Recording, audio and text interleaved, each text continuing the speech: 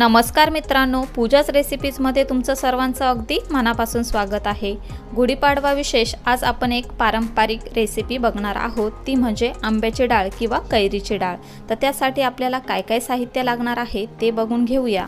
तर इथे मी 1 वाटी चण्याची डाळ 2 तास पाण्यामध्ये भिजवून त्यातलं पूर्ण पाणी काढून घेतलेलं आहे। त्याचबरोबर 1 कैरी किसून घेतलेली आहे, हाफ टीस्पून हळद घेतलेली आहे, 2 पिंच हिंग घेतलेला आहे, चवीनुसार मीठ घेतलेला आहे, 2 ते 3 हिरवी मिरचीचे तुकडे घेतलेले आहेत, हाफ टीस्पून लाल तिखट घेतलेला आहे, हाफ टीस्पून मोहरी घेतलेली आहे, 2 टेबलस्पून पिठी साखर घेतलेली आहे, बारीक चिरलेली कोथिंबीर आणि ओळ्या नारळाचा किस घेतलेला आहे 2 ते 3 टेबलस्पून। तर इथे मी एक मिक्सरचं भांडं घेतलेलं आहे, त्यामध्ये आपल्याला ही डाळ पूर्ण काढून घ्यायची आहे आणि पाणी न टाकताच आपल्याला ही वाटायची आहे। तर मी ही सर्व यामध्ये काढून घेते। मिरचीचे तुकडे सुद्धा यामध्ये ॲड करते, वाटून घेऊया। तर जाडसर आपल्याला ही वाटून घ्यायची आहे। तर डाळ इथे मी जाडसर अशी वाटून घेतलेली आहे आणि एका बाउलमध्ये काढून घेतलेली आहे।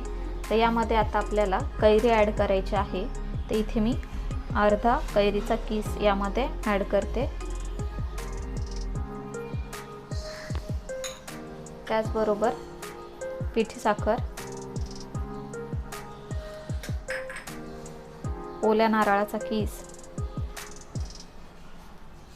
याने चव खूप छान येते, त्यामुळे आपण हे ॲड केलेलं आहे। लाल तिखट सुद्धा मी वरतूनच यामध्ये ॲड केलेलं आहे। त्याचबरोबर चवीनुसार मीठ।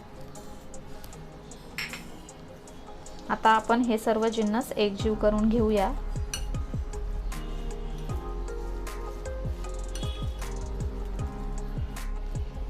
गॅसवरती मी एक कढलं गरम करून घेतलेलं आहे आणि त्यामध्ये 2 टीस्पून तेल सुद्धा गरम करून घेतलेलं आहे। तर त्यामध्ये आपल्याला हिंग टाकून घ्यायचं आहे, मोहरी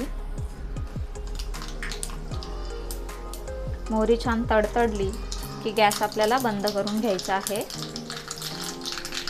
आणि त्यामध्येच आपल्याला हळद टाकून घ्यायची आहे आणि ही फोडणी आपल्याला ह्या डाळीवरती टाकून घ्यायची आहे।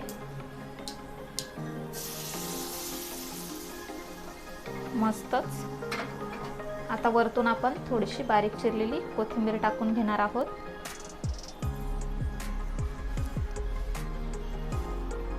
आणि एकजीव करून घेणार आहोत।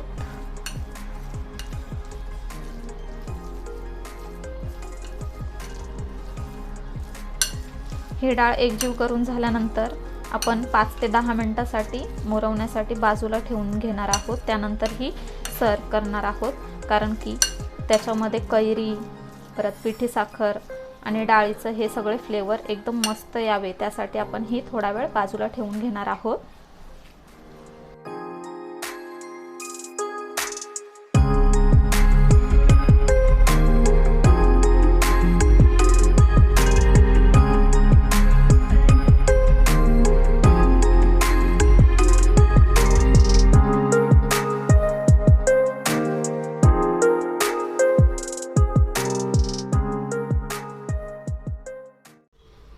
तर अशा प्रकारे इथे आपली आंब्याची डाळ तयार झालेली आहे। चैत्र महिना सुरू झाल्यावर घरोघरी चैत्रगौर थाटामाटात विराजमान होते। या चैत्रगौरीचे हळदी कुंकू म्हणजे जणू एक सोहळाच। चैत्रगौरीसाठी फराळाचे पदार्थ केले जात असले तरी आवर्जून केला जाणारा पदार्थ म्हणजे आंब्याची डाळ किंवा कैरीची डाळ। आंबट गोड डाळीचे नाव जरी ऐकले तरी अनेकांच्या तोंडाला पाणी सुटते। करायला अतिशय सोपी आणि तोंडाला चव आणणारी ही डाळ तब्येतीसाठी पौष्टिक आहे। हरभऱ्याच्या डाळीत असणारे प्रोटीन आणि इतर घटक आरोग्यासाठी देखील फायदेशीर असतात। कैरीमुळे त्याला येणारा स्वाद हे अतिशय उत्तम कॉम्बिनेशन असलेली ही रेसिपी तुम्ही एकदा नक्की ट्राय करा व ती कशी झाली आहे ते आम्हाला कमेंट करून सांगा। व्हिडिओ आवडला असेल तर व्हिडिओला लाईक करा, शेअर करा आणि अशाच नवनवीन रेसिपीज बघण्यासाठी आपल्या चॅनलला सबस्क्राईब करा। लवकरच भेटूया अशाच एका नवीन रेसिपीसोबत। तोपर्यंत bye bye, take care, eat healthy, live healthy.